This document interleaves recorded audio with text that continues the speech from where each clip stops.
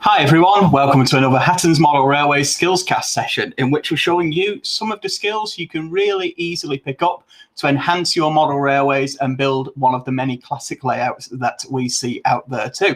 Today we're looking at adding trees and small plants to your layout. These are items that really do help set the scene on any layout in any scale across the whole of the world. And of course, they're not just there for railway modeling too. You can incorporate those skills into wargaming or die-cast dioramas or similar setups too. So it's a really good universal set of skills that you will be learning today. I'll show you some of the different products that we have available right now to meet all budgets and covering all scales. And I'll show you some of the tips and tricks on how to add them onto your layout too. If there's anything in particular you'd like to know or any questions that you do have, feel free to add any questions you have into the chat and I'll answer as many as I can throughout the stream for you. If you're watching a little later on, please do put a comment under the video or get in touch direct with our customer experience team, either via phone, live chat or on our website, and they can help you with any questions you have.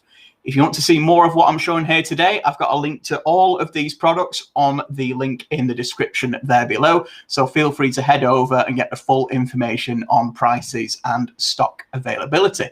So just to show you some of the different items we have before we get started on modeling with them, we have trees available and plants available to suit all budgets, covering quite a few different scales. Generally, the rule seems to be that the more you pay, the higher quality model you will get. But don't discount the cheaper end of the market either, such as the Javis trees that we see here that come in for £3.70 for a pack of 3. You're still getting a high amount of detail there. And if you are looking at building a larger forest, buying in bulk with these particular items is a really cost-effective way of doing it. Again, Hornby is another manufacturer who offers the classic tree range and also super detailed single trees that we see here on the screen. You can see the difference in the level of detail there, but at the same time, building those up with maybe some of the higher detail trees at the front and then using the more cost-effective trees to build up the scene behind those really can be an effective way to build up a large forest on your layout if you wish. Of course, using the trees on their own is a great method too, and that's something that we will be doing here today. I have my workbench ready, as we can see in front of us. I'll just make sure that gets over to HD. There we are. And I've already put some static grass down. If you want to check out the video on our channel on how to put down static grass, we've got one there for you. And with this, it really is a very small number of tools. I'm using one of Hornby's Pro range trees that we have here, and this comes with a mount on the bottom that is completely flat, so this is just very easy to add straight onto our layout. So we'll go ahead and do that now. I'll be using PVA glue to join this on today. You can use super glue if you wish, but I really would recommend using PVA glue to join these particular items. And then we're just going to put a small amount, I'll just pull the camera up for you, a small amount of the PVA glue onto the base of the tree. Might just have to do that off camera, but I will be back as quick as I can. Keeping that towards the center of the base of the tree there, center of the trunk, making sure it's going not close at all to any of the edges and won't seep through.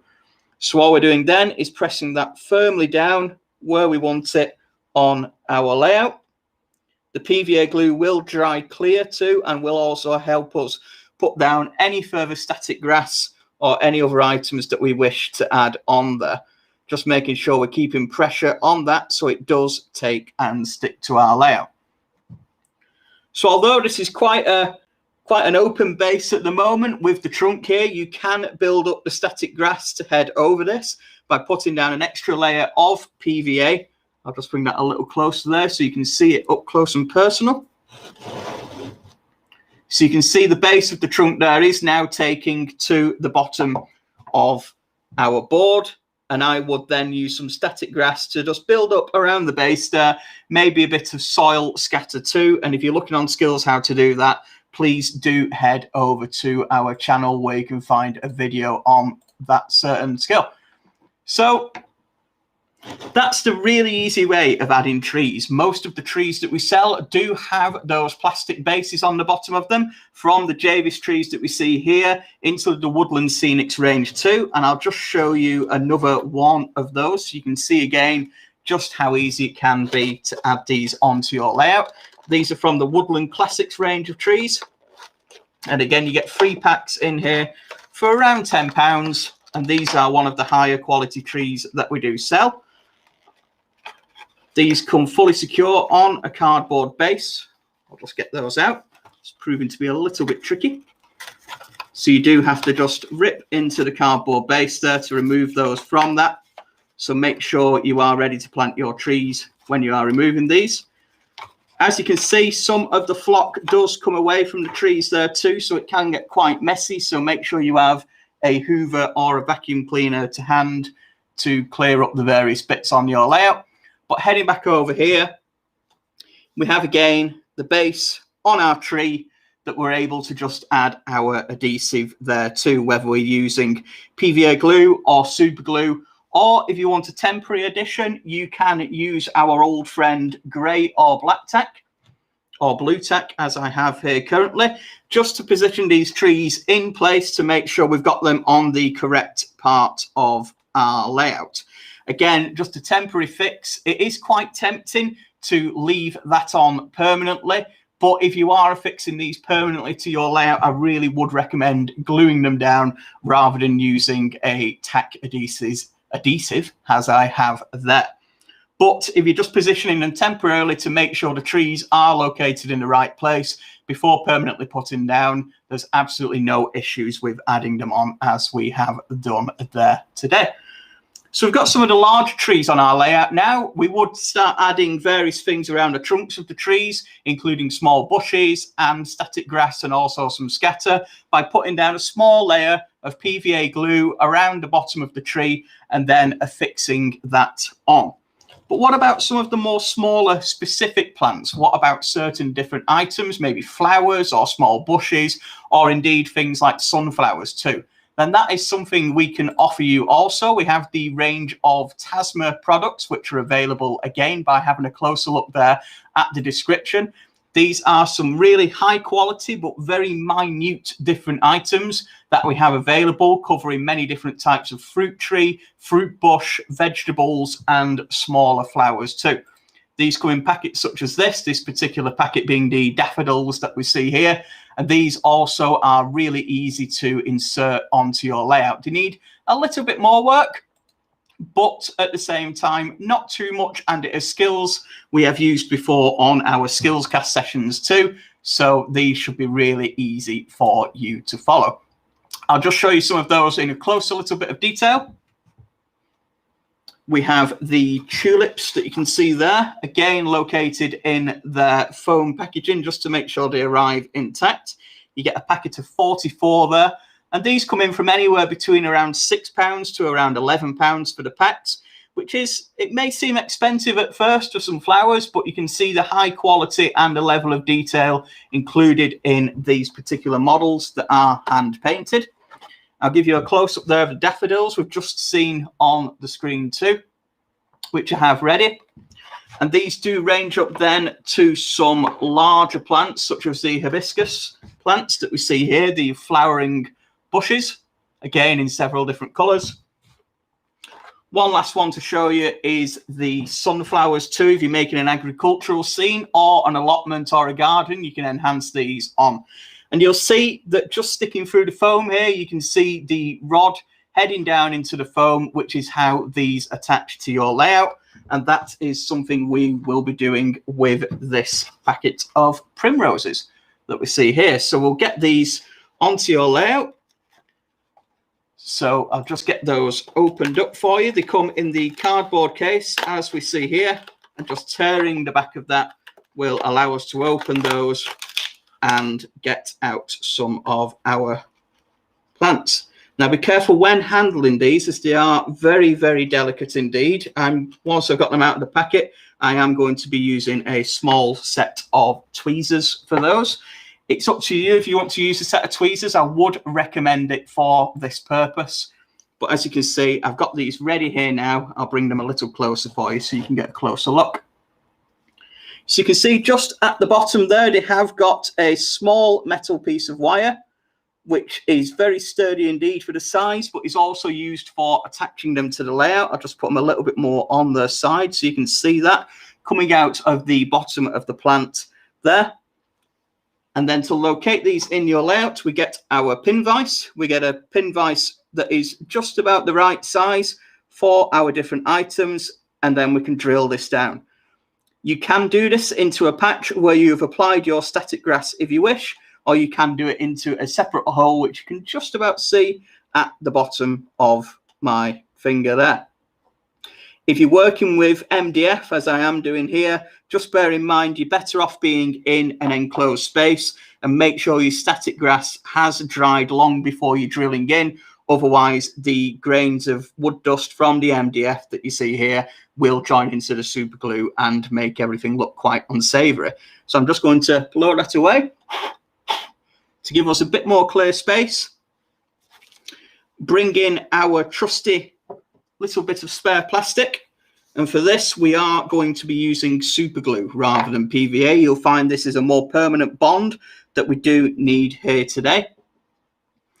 And just getting our cocktail stick, we're going to put a very, very tiny amount of that on the bottom of the stalks of these plants so they are ready to sit. So I'll just move that out of the way. Just try and separate those two up there so they're not coming together. I think they are unfortunately stuck together, those two, so we'll get another primrose plant ready and do exactly the same again, just a very small amount on the end of our cocktail stick, which is then applied right to the stalk of the plant. The reason we're doing that, rather than putting the glue on directly, is to make sure we have the correct amount of glue located. Make sure we've got the stalk ready to sit in our hole, as we see here. Just guiding that in there to make sure it stays permanently. The glue will do its thing over a very quick amount of time. You may wish to just adjust that very slightly indeed. It's just responding to me talking to it there. But you can see now that that really is sticking in place. And once you've put it down, either in the grass or outside, it really can look quite effective. The super glue there will only take a couple of seconds to dry, and then you can continue with your pin vise and drill out extra holes for the additional plants that you have there too. And that, even though we've done it with the primroses, is the skill that's needed for our entire range of the Tasma plants that you see, and some of the trees that we stock too. Some of these don't come with the plastic bottoms to the trunks there, and these do require to be drilled into your board in the same way. But you can do that very easily with a small pin vise, as you see here. And then this gives us a scene such as what we see on our board in front of us. Apologies for the two plants I've not put in already, but we have our first primrose plant. We have some static grass that we've applied there previously, and of course the bottom of the two trees that are starting to take place in our layout that you can see. So it really is worth a closer look at the different details that we have available here. It's one of those things that a lot of people do shy away from and do think might be quite tricky. But once you discover the different tools out there and the ease of being able to apply the trees, the static grass, and some of the smaller flowering plants too, it shows just how easy it is to be able to build up a scene such as this. Again, just going through some of the different varieties of items that start at around £3 right now. So you can check out these on our website, and there are different grades of quality and of different items there to suit modelers of any budget at all. If you do want to check out some of these in more detail, we have over 100 different trees and flowering plants available now, and you can follow that link in the description there for a little more information. So I hope you've enjoyed today's quick session. I hope you've learned a little bit more about how to get some of the finer, greener details onto your layout. You really can start to build up a scene with these particular skills. And of course, as we mentioned, don't forget to check out the static crafts video on our channel to be able to combine the skills that you've learned today and that to really recreate either a forest scene or a farm or a vegetable patch or whatever you're feeling you require on your layout. Maybe it's a small garden, or maybe it is a huge field of flowering plants. You can certainly achieve it with the models we have available right now. So I hope you've enjoyed the show. If you have, don't forget to like and subscribe to our YouTube channel and check out our Facebook page too for more of these SkillsCast sessions and all the latest model railway news too. Otherwise, thanks again for watching, and I'll see you next time. Goodbye.